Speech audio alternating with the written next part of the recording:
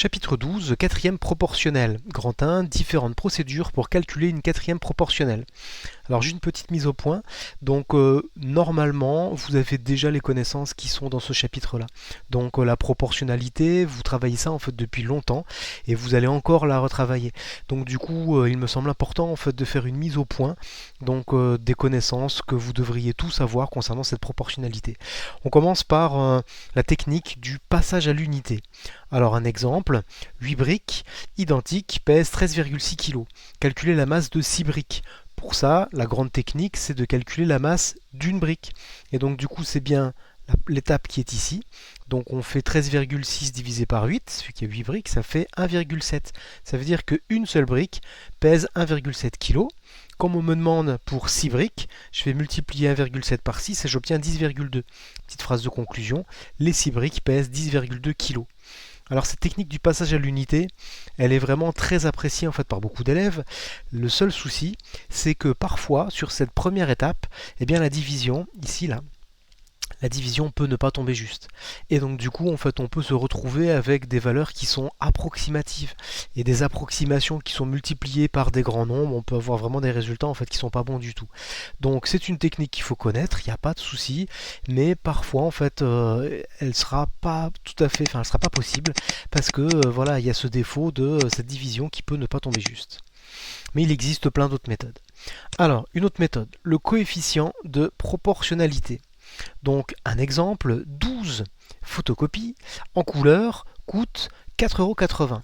Le prix est proportionnel au nombre de photocopies. John dépense 7,20 € pour imprimer en couleur un dossier. Combien de pages contient son dossier? Eh bien pour faire ça, il y a en fait, je vous propose d'utiliser ce qu'on appelle un tableau de proportionnalité. Ceci, alors vous connaissez déjà, il n'y a pas de souci. Et dans ce tableau de proportionnalité, eh bien on va placer les différentes valeurs. On écrit nombre de photocopies. Donc à un moment donné, en fait, j'ai 12 photocopies, donc je place mon 12. Le prix des photocopies, juste en dessous du 12, je place mon 4,80 €.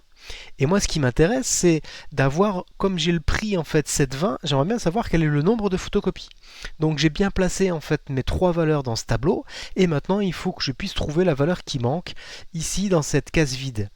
Alors à partir de là, pour utiliser un coefficient de proportionnalité, c'est ce nombre qui est par là. Là, il est présenté sous forme de fraction. Et donc, du coup, en fait, c'est le nombre qui me permet de passer de la ligne, alors ici, du bas à la ligne du haut.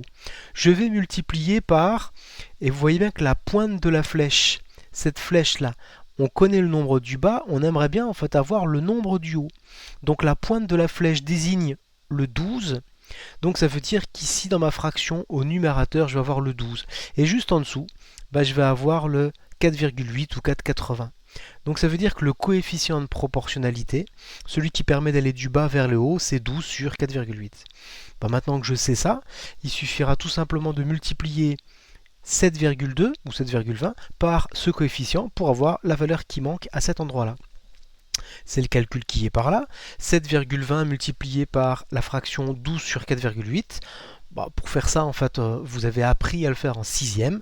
Donc on va multiplier le nombre 7,2 par 12 et puis ensuite on va diviser tout ça par 4,8.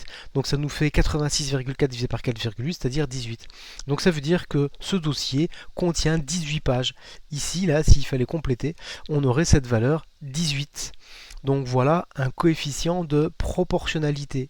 Juste une petite remarque, si jamais en fait la pointe de la flèche avait été vers le bas, qu'on s'intéressait à descendre, eh bien on aurait multiplié par une fraction, et cette fraction, la pointe de la flèche désignait le 4,8, donc on écrit au numérateur le 4,8, et au numérateur on aurait écrit le 12. Donc la pointe de la flèche, donc c'est fondamental pour savoir par quoi est-ce qu'on va multiplier, enfin en tout cas pour définir cette fraction qui est là, et qui est ce qu'on appelle un coefficient de proportionnalité. Bon, regardons voir une autre technique, le coefficient de linéarité. Alors le coefficient de linéarité, ici on est sur, voilà, on va toujours faire un tableau. Alors le petit sujet en fait qui est sur la gauche, Anne a téléchargé un fichier de 30 mégas en 27 secondes. Le nombre de mégaoctets téléchargés est proportionnel à la durée du téléchargement. Combien de temps va-t-elle mettre pour télécharger un fichier de 150 mégas? Alors pareil, on fait un tableau de proportionnalité, ce qui est là, et d'ailleurs les tableaux parfois, enfin souvent, j'ai envie de dire, nous permettent de simplifier en fait les problèmes. J'y place ma valeur 30, donc nombre de mégaoctets, j'en ai 30. Pour mes 30 mégaoctets, ça m'a mis 27 secondes. Moi, ce qui m'intéresse, c'est les 150. J'ai placé mes trois valeurs et je cherche à savoir comment obtenir ma quatrième proportionnelle, c'est-à-dire cette quatrième valeur, cette case vide là. Alors pour ça, il y a quelque chose qui saute aux yeux, c'est pour passer de 30 à 150. On voit tout de suite que c'est une multiplication par 5 qui est facile à effectuer. Et donc du coup, cette multiplication par 5, si elle me permet d'aller de cette colonne-là à cette colonne-là en multipliant par 5, eh ben, il n'y a pas de souci, je vais faire 27 fois 5 pour obtenir la valeur qui manque. Donc c'est ce qu'on écrit, 27 fois 5 ça fait 135, et donc petite phrase de conclusion, Anne va mettre 135 secondes pour télécharger le fichier de 150 mégas. Alors ce coefficient de linéarité, eh bien des fois on ne le voit pas, enfin il n'y a rien d'évident. Donc quand il est visible, quand il est comme ça en fait, quand il saute aux yeux, autant l'utiliser, mais sinon c'est pas toujours le cas, on peut pas toujours s'en servir. Ensuite, notre technique, le produit en croix. Alors pour le produit en croix, bon je pense que vous connaissez déjà. Je vais ici, en fait, alors, un problème. Avec 7 litres de peinture, on peut peindre une surface de 12 mètres carrés. Donc la surface qu'on peut peindre est proportionnelle à la quantité de peinture. Quelle surface peut-on peindre avec 17 litres de peinture? Donc je fais toujours mon tableau de proportionnalité, qui est ici. Je place mes différentes valeurs. J'écris quantité de peinture, donc 5 litres. Quelle surface je peux peindre? 12 mètres carrés. J'ai bien précisé les unités. Et donc moi, ce qui m'intéresse, c'est pour 17 litres. Donc j'ai placé mes trois valeurs, il n'y a pas de souci. Et ce qu'on fait donc pour utiliser ce qu'on appelle le produit en croix, et bien du coup c'est alors ceci, on va faire 17, 12, on va multiplier en fait 17 par 12, on va diviser par 5 pour avoir la valeur en fait qui manque ici. Et donc globalement ça fait une croix. 17 fois 12 divisé par 5 donne cette partie qui est là. Donc c'est bien en fait ce que j'ai écrit ici. 17 fois 12 divisé par 5, on est sur 204 divisé par 5, on est sur 40,8. Donc avec 17 litres, on peut peindre 40,8 mètres carrés. Puis la dernière propriété, qui est sûrement un peu moins connue, c'est ce qu'on appelle la propriété additive. Alors l'exemple, 3 croissants coûtent 2,70 €. Ok, pas de souci. 5 croissants coûtent 4,50 €. Tiens, c'est une autre information. Le prix des croissants est proportionnel au nombre de croissants achetés. Ça, on s'en doutait. Donc, quel est le prix de 8 croissants? Et donc, toujours pareil, un petit tableau de proportionnalité. Donc, voilà ce tableau de proportionnalité. Je place nombre de croissants, prix des croissants en euros. Donc, 3 croissants, ça coûte 2,70 €, juste en dessous. 5 croissants, ça coûte 4,50 €, juste en dessous.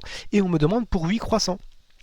Pour ça, je remarque que si je prends cette colonne qui est là, avec le 3, si je prends cette colonne qui est là, avec le 5, en fait, si je les additionne, ben, j'obtiens le 8, cette colonne qui est là. Donc du coup, si ça marche pour la ligne du haut, et ben, ça va fonctionner également pour la ligne du bas. Je vais faire 2,70 plus 4,50 pour avoir en fait la valeur qui manque ici. Donc la valeur en fait manquante. Donc attention, dans ce cas-là, en fait, ça fonctionne pas dans tous les coups, enfin à tous les cas. Et donc on est bien ici sur, tiens, on observe qu'on peut utiliser la propriété additive. Alors faisons-le. Donc on va additionner 2,70 et 4,50. C'est ce que j'ai écrit ici. 2,70 plus 4,50 ça fait 7,20. Et donc du coup, les 8 croissants coûtent 7,20 €.